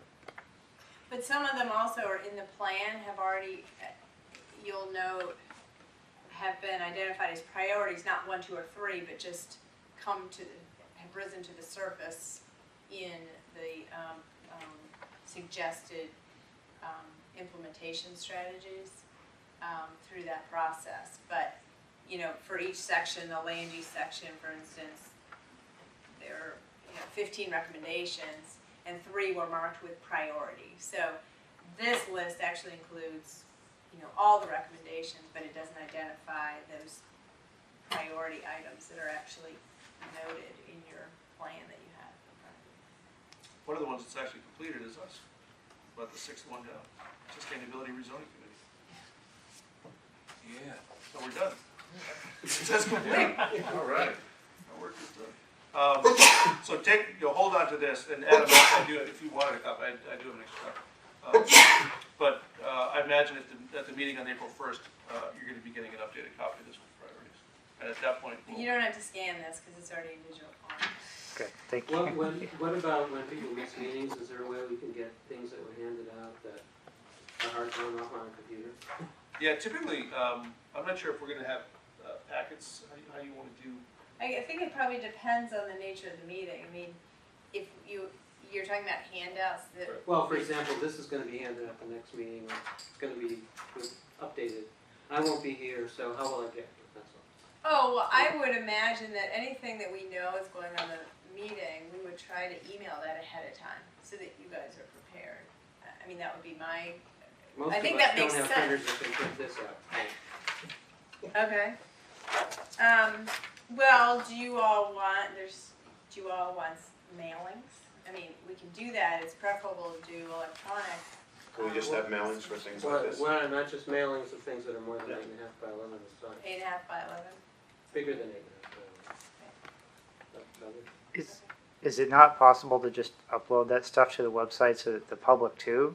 Because it's so helpful to me if I can look at some of these things before these meetings start. Well, that's what we were Yeah. talking about Yeah. previously. I think is any documents that the committee is going to discuss that they would be, and that's what Dylan I think is going to work on, is getting a site where if there are agenda dates, then the documents that were discussed are part of the topic for that. I mean, that's what I understood you all wanted to do. So yes, I would say this would be an item that would go up. I mean, this is directly from, this is essentially just a compilation of everything in the sustainability plan that has to do with the charge for related to zoning or our land use. Would it be easier for you to post the stuff on the website and then just email it to us when it's up? Well, you're just gonna want a copy of this in your hand when you come to the meeting. Oh, no, except for obviously except for the things that are. Oversized stuff. Yeah, oversized stuff.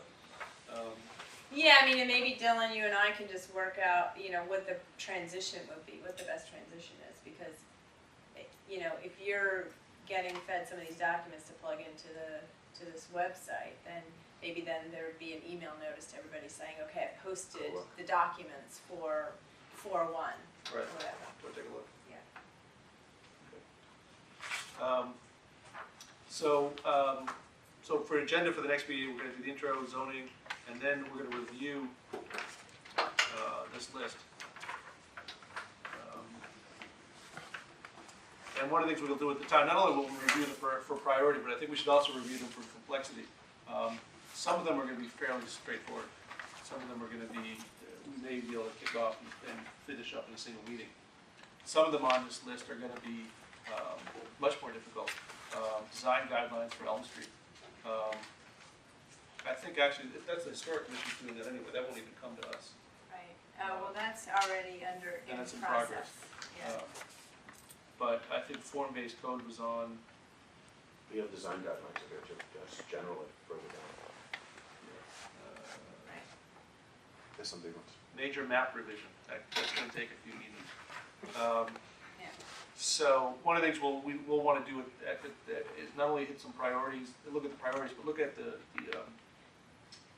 duration. And we might mix things up a little bit. If we're gonna take on a few big ones, let's also sprinkle in a few that are smaller, so we can start getting some off this list. As we free things up, we can start new ones. So I think the second agenda item, or the third after Carolyn, will be going through this and trying to put some time. At that point, it may be premature on the April 1st meeting, we may wait till the 15th, but if we have to break off into smaller groups to tackle some of the bigger ones, we may identify some people to go look at some of the bigger issues at that point too. Is there anything of a timing nature? I'm just looking at the Green Communities Act and thinking about the federal stimulus money. Is there anything that needs to jump to the top of that list because it's timely nature? There were a couple that had to do with state funding. I remember when Wayne was going over the list with this last time, there were some that had to be done in time to kick off either federal or state money. Maybe we can discuss that with Wayne on Thursday. Yeah, I mean, the Green Communities Act thing was, that's money, but I don't know how it relates to the federal stimulus in Good to terms find of out. regulatory changes. Like if a town adopts certain zoning changes, they will be granted certain status to then be eligible for more funding.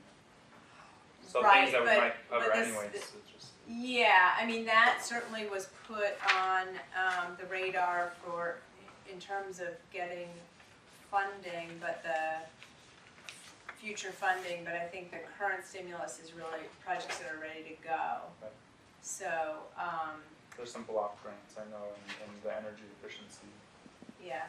side. But there were a couple of issues about that, that probably is a good idea to get. I mean, in the planning board, it just referred some out, the one about the height restrictions for the wind, or the wind generator plant, or the actual alternative energy generators. Planning board deferred that to this committee, as opposed to moving it forward. But it had been brought to the planning board because of the interest in getting designated as a green community. What's the timeline for that, for the green community? Or is it I have to, rolling timeline? I think it's rolling, but the issue would be to be, out there up front to get the most bang for the buck, because who knows what's gonna happen to the money.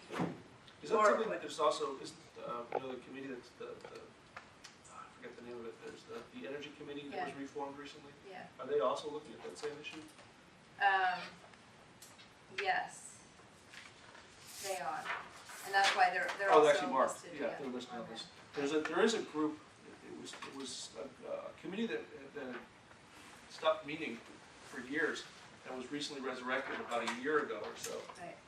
At the Energy Use Committee, who's looking at, their charter is looking at energy use throughout the city. And one of the things they're working on is actually, it's getting a third party to take over the energy cost for, we will pay the third party and a set amount, and then it's their job to make the buildings more efficient. It's a performance contract. Chris Yeah. Mason's working on it. Okay, that's what. The other one that was on here, Carolyn, I think we talked about was the point-based site plan, smart growth. About half, or 2/3 of the way done. Wasn't there money associated with that? Or am I thinking of something else? That was the one that Wayne said was a really good idea, but he hasn't seen an effective model for it. Oh, okay.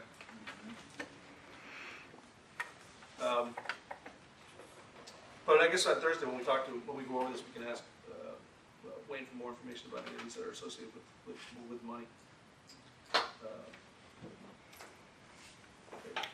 Just another question Sure. with regard to this list. Most zoning issues, as you mentioned, are interconnected. So, you pull out one strand and all of a sudden, all these other strands are connected to it. Maybe we just cross that bridge when we get to it, but has the planning board had any thoughts about how you look at that, whether you look more comprehensively at how it all fits together, or are we really gonna pick these apart one by one, or is that part? No, we haven't talked about that level of detail, Uh-huh. so I think that's something we're gonna be able to, But- look into as we decide. I mean, some of them I think will be, the driveway standards, it's gonna be pretty much, Some of them are standalone, but a lot of them are. but a lot of it, the bigger ones are just hard. That's why, I think we have to pick some we know are gonna be long-term and then get a small group working on it. And that's, I think there was, I mean, we have talked a little bit, even the sustainability plan, for example, just the transfer of development rights and some of the, I'd like to see how it was written up in here, encouraging or incentives for,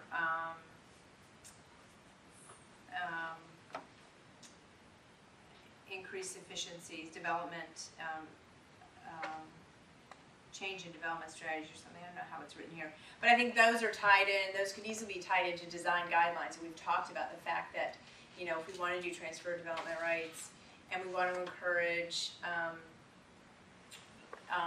more green building, site-specific green building standards, which might include infill, there's got to be a design component to it, but design guidelines are set out separately, and I think, that's a good example of how there may be 2 or 3 things in here that really should be a package, but that would be something that you guys, I think, should discuss and figure out, how, if we want to go down this one path of encouraging a different, even if it's not technically form-based code by some form-based code standard, there's still many elements of that we might want to consider for infill, that make sure that design is a key component. It's not just accomplishing, inclusionary housing or something.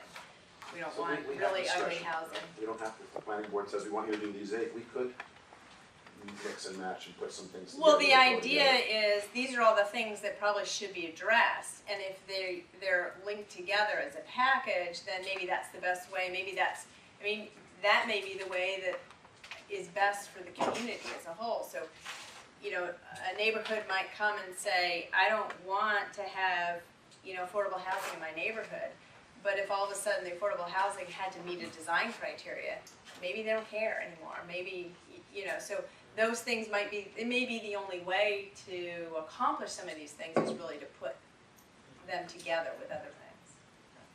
Yeah, we'll know more after this Thursday's charge from the planning board, I guess. But I can see that it would be helpful at some point to have from a planning board or staff some recommendations about the clusters that fit together and lend themselves to being considered as a group by a subcommittee or task. And that may fall out too, I'm thinking in terms of, someone had mentioned, to talk about, identify maybe some, more of the controversial issues that have come to light either to the planning board or through the Sustainable planning process.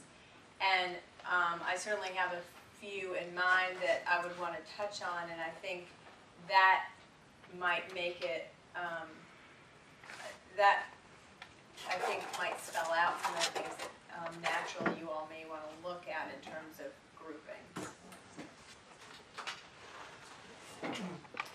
Well, I just want to say that, you know, I think we need to be a little bit careful with this list in terms of us as a political organization, you know, within the community, that, you know, that these suggestions, they are suggestions, and that I think it's important that we really have a clear idea of what our vision is for where we would like to see zoning go in Northampton.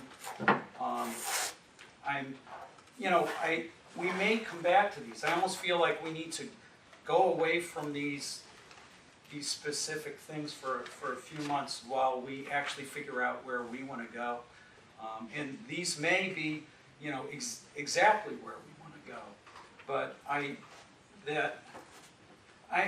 just a little concerned because, you know, my understanding of people I've talked with who've been involved with the sustainability plan was that these suggestions are,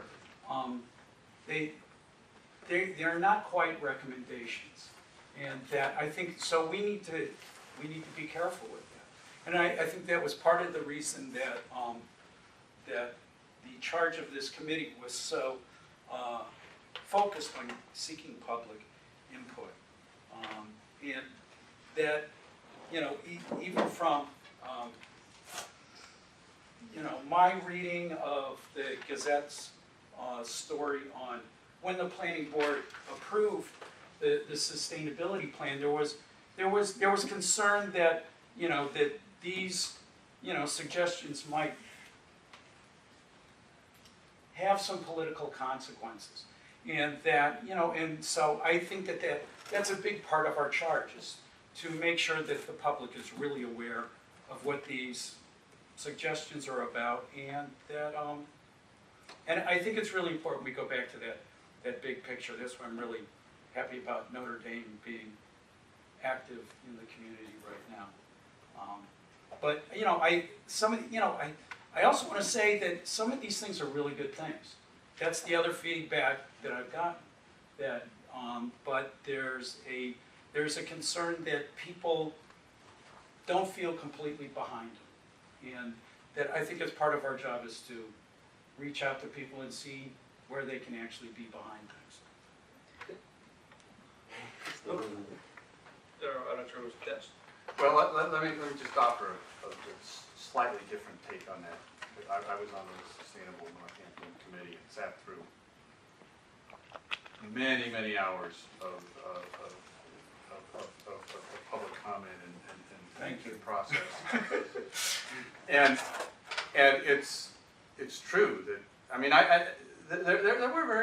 there were very definite recommendations that came out of that, and the discussions that took place there did then go to a next step, which was Wayne and Carolyn translating it into what this would mean in terms of zoning. That then wound up as Appendix A in the report, which is what this is based on. So it is based on a legitimate process and some deliberation. On the other hand, I would be the first to admit that when you look at that Sustainable Northampton report, you can imagine just about anything you'd ever want to do in the city and point to something in there that would rationalize it, that would serve as the basis for going forward with it. So there's a lot. So it needs a lot of refining. But I think the middle ground is, at the same time, to take this seriously and to keep our eye on it, which is part of the charge, but to also recognize that we need to step back from it and look at it through broader lenses, like some of the suggestions that come through in the Chris Turkson article. But I'd hate to see us get too far away from. Well, I'm not saying that. I'm just saying that, you know, my concern is that we too soon just start banging stuff off on this without really coming to a consensus as to. What I meant when I said that though is there are gonna be things on there, I think, that we are gonna find are gonna be fairly easy to do, and there's definitely gonna be things that are gonna be much harder, and as Carolyn, I think, was saying, there's some that are gonna be so interrelated that it's gonna be hard to separate them out. I don't think, my goal is not just to bang things out to get things moving, but I would like to get rid of some of the easy ones, just so we can focus on some of the ones that are gonna be more problematic. If I could just try to take what, I kind of understand where Jim's coming from in this, because it's very easy to get mired in the details when you have a list like this that's full of details, and it's a well thought out list, and I'm not criticizing the list, but unless we share some kind of broader, deeper vision about the community from which this is, and I mean, that this is related to, because it is. But unless we understand how it's related to, and unless we have that broader vision, which is part of the reason why the Notre Dame project was done, was not to say this is exactly what should happen, but to say let's work on creating a broader vision for the community, which the sustainability plan did up to a point. But as Dennis said, it kind of has a little bit of something for everybody and doesn't articulate a clear vision. If we're really going to reach out to the public in an open way, then we can't have predetermined the outcome. And we want, I think, build a vision with the public. So it seems to me there's kind of an interactive process, and we have to have something to prevent us from getting stuck in details. And I think that has to be part of the overarching vision. But we also don't want to just fly off into the stratosphere, and just be talking about vague things too. So it's a balance. Can I just clarify though, I mean, the charge of the group is to work on implementation of the sustainability plan. The sustainability plan is the vision that was adopted through this 2.5-year process. This list came directly from that plan, so they're not made up things to address the things in the plan. They were really, this matrix was, we went through the plan and took out the recommendations from each of the sections that related to the land use. Well, you can see they're referenced here. So they were meant as the starting point to say, okay, here are the recommendations that were identified in the plan, in the vision that was adopted by the city, and they're a jumping off point. But certainly the committee would use the sustainability plan as the overarching thing that you guys are working on, and the Notre Dame design concepts are to get people to think about design in a different way than looking at Main Street and saying that's got to stay that way frozen in time forever, or segments Con Street or whatever has to stay that way forever. Here's another way to think about it. But those ways to think about it are supported by the sustainable plan. So it's just it's to get people to think differently than what they see on the street, I think, in terms of design, but it's not in conflict with what Sustainable Northampton Plan has identified as what, if I were to say, there's a discussion about, I don't see it on here, but let's just say, talking about infill, well, that's sort of hard to conceptualize, but the Notre Dame plan shows a way, you guys are going to talk about, the Commons Pleasant kind of area, that shows an infill development that meets some of the goals that are identified in the Sustainable Northampton Plan, but it gets people to think about, oh, that's how it could look, or conceptually that's how it could look. So, Adam, just one more other way to try to wrap up. Yeah. I do hope you'll consider holding a public forum to give the public at the start of the process, before you dig into the details, to air their concerns, so you can have them in the back of your mind when you're looking at each specific proposal. Because my impression is, at least in my neighborhood, there's considerable diversity of opinion about what is a sustainable practice, what infill should be, the really core concepts. And so I'm concerned that the fact that there's a Sustainable Northampton Plan, I just don't perceive that, a consensus on a lot of key issues has really gelled yet, and I think some more public discussion is needed at the front. It's actually, that actually might be a good idea to have one of our meetings, maybe the second week in April, the second one in April or the first one in May, where we just invite, we advertise it as a public meeting, come in, let us know what your concerns are, and invite the public to come to that meeting and see what people have to say. So that could be an interesting meeting. So it's One very quick point. all right, good. If folks were to look at any one part of this document, which has a lot of stuff in it, I hadn't looked at it in a while. Pages 5 and 6 is a vision statement and a set of guiding principles, which, I'm sure we would say it differently now than 3 years ago, or whenever it was, 2 years ago. But if you look at one thing in this document, as a sort of big vision before you get into all the nitty-gritty. Yep. That's what I recommend. I think people, if you're not familiar with the sustainability plan, I would definitely, before our next meeting, take a look through it, and we can add that as another agenda item after we discuss the matrix or actually even before we discuss the matrix. Bring any questions or comments you have. Dennis was on the board. Joel, I think, were you on this? No, you weren't. And we can talk about any questions that people have about that plan. So definitely take a look at it.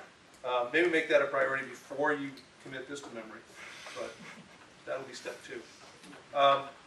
Any final questions or comments before we wrap it up for tonight? Yeah. Oh. This is exciting, and I look forward to meeting with you folks, getting to know you, and there you go. Cool. Good. Bill. This may be larger and you can tell me to be quiet.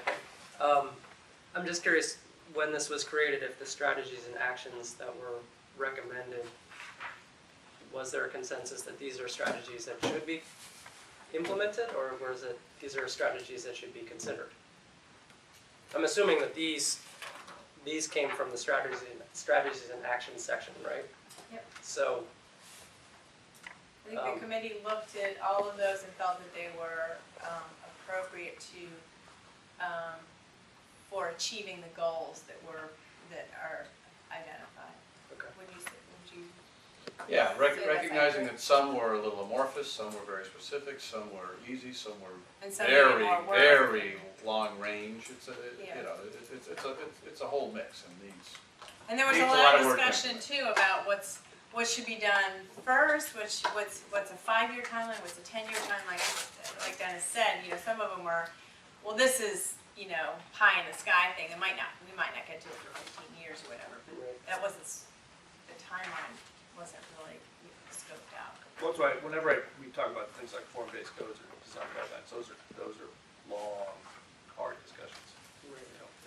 I guess something that I will be thinking about until the next meeting, which for me isn't going to be for another month and a half or so, is, if these strategies are things that this legal document says should be implemented, then to some degree that limits our role as a committee to. It's not a legal document. It's not a legal document. It doesn't have the force of law. It also says in the section that Policy document. says, it says it's designed to provide a basis for decision-making regarding the long-term physical development of the municipality. A basis for decision-making. It doesn't say you have to, the decisions have been made, implement them. Right. So it's just clearly there's going to be it's something we're going to be wrestling with.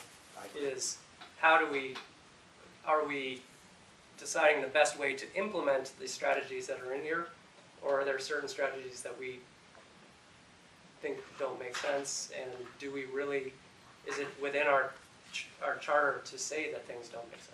Yeah, I think it's a policy document, and there are goals and objectives, and the strategies were really at that point in time. Here's a strategy. The consultant came forward with strategies, saying, here's what's worked this way in this other community, and I think it might work here, blah blah blah. And the committee said, yeah, that sounds great. We'll put it in. We like that idea. But 2 years from now, there may be either shifting understanding of how to implement a goal, maybe there are new ideas that come. So absolutely, the committee's charge is to say, well, maybe there are probably 20 ways to deal with a goal in there, but overall, it's a policy statement, and then there's suggested or recommended ways that it could be implemented. They actually call it potential.